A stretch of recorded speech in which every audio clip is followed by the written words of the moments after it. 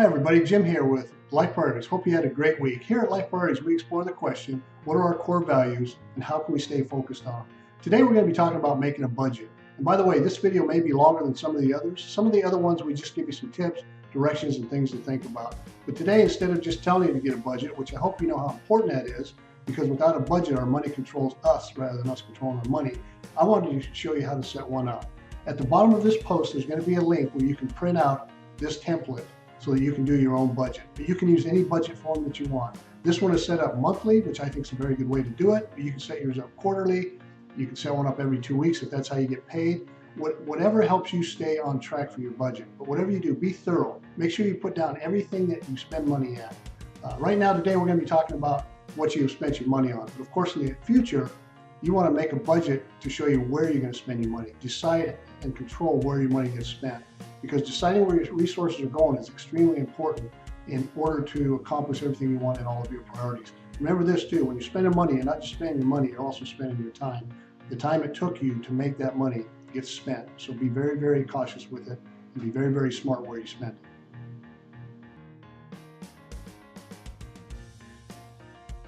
Hi everybody, if you've clicked on that link, then you see the budget session worksheet. If you haven't, you're going to see it on the screen right now. Remember that controlling your finances is a solution to a lot of your problems. A lot of people think just making a little bit more money will solve their problems. It really doesn't if you don't get a handle on managing your money. Now, the purpose of setting up your budget is to bring awareness to where you're really spending your money. I think a lot of people, the money just goes through their hands and they're not exactly sure where it goes. Setting up a budget will help you figure that out. Also, it'll help you make a plan to get out of debt if that's something you want to do. Now, a couple things you want to do right up front is you want to print out your last 2 months of your bank statements and credit card statements. And that's just so that you know exactly where your money has been going and you don't miss anything. Then you're going to want to fill in this form as thoroughly as possible. I've done this with people before and we've only filled in half of the spots, and that's really not true. We spend money on all these different areas. So go through it very, very thoroughly, and that'll help you achieve the budget you want to have. Once you create your monthly budget, you'll know exactly how much money you spend, you know exactly where it's going, and you'll also know where you can trim expenses so that you can put the money into things that are of higher priority. And the order of your priorities are your fixed expenses like your rent and your mortgage. Those absolutely have to be made. Then paying off your debt. And the way you pay off debt is you find out what all your debt is, pay the smallest debt off first, pay minimums on everything else, pay off your smallest debt. When that debt's gone, then you have that money to apply to the next smallest one and so forth until you eliminate all your debt. Also, a priority is savings. A lot of times we don't put money aside and we don't budget money for savings, but that's extremely important. Savings is called paying yourself, and you want to make sure you do that.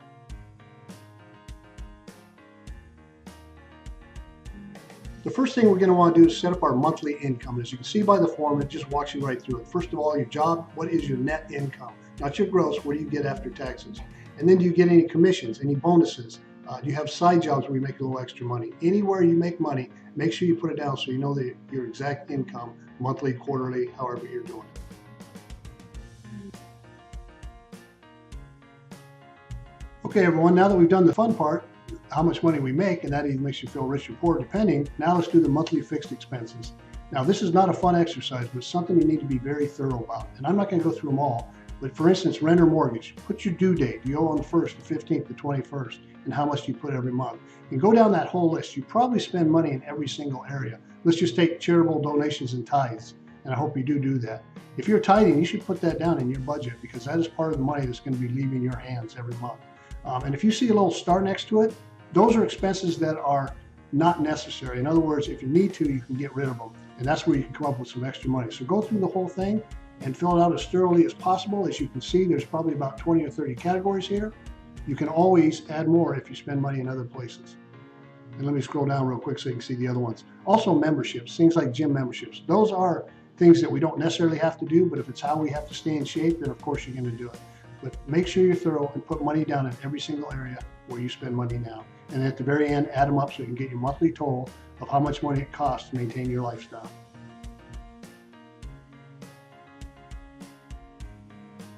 Next are going to be our monthly variable expenses. The same thing, put the due date and how much you spend every month. Things like gasoline, groceries, convenience stores.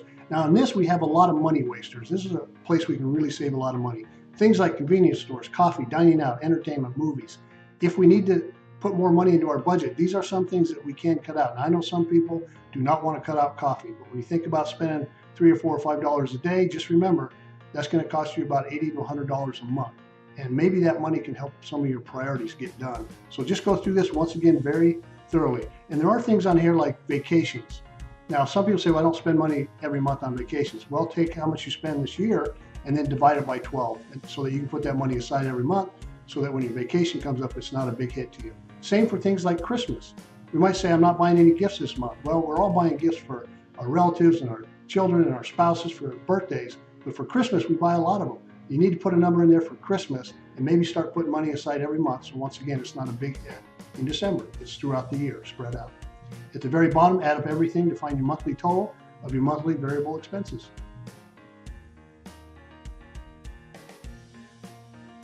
And now for our favorite one, debt.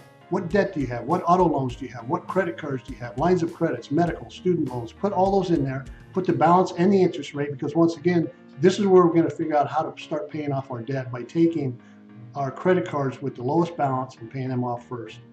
And then once you have all those down, add up everything to find the monthly total. And now we know what our debt is and what our debt payments are every month.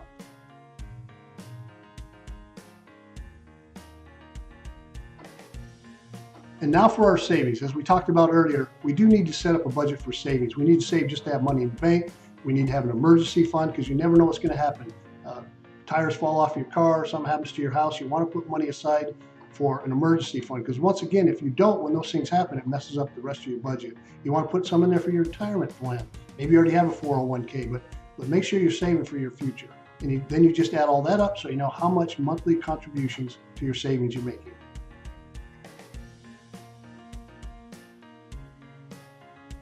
And now to find your cash flow. And basically all you do is put down all of your net income and subtract all of your expenses, and that will give you how much money you have left or how much money you're behind every month. If you find out that you have a negative cash flow, obviously you're going to have to look at some of your money wasters and cut some of those out so you can at least have a negative cash flow.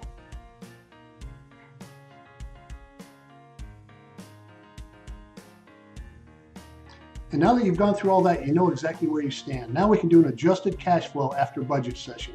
And basically what that is going back through your budget, eliminating some of the money wasters, see where you're going to be spending your money, and redo the whole thing to make sure you have a positive cash flow. And if you need some help in this, find a mentor, PM me, whatever you need to do, find someone to help you go through your budget and make sure that everything that needs to be taken care of is, and that you're not wasting a lot of your resources on things where you don't need to be spending money. I hope this helped you some. Remember this, you're probably not going to be perfect tomorrow on your budget. Just get a little bit better and be very aware of where your time and money is being spent. Have a great one.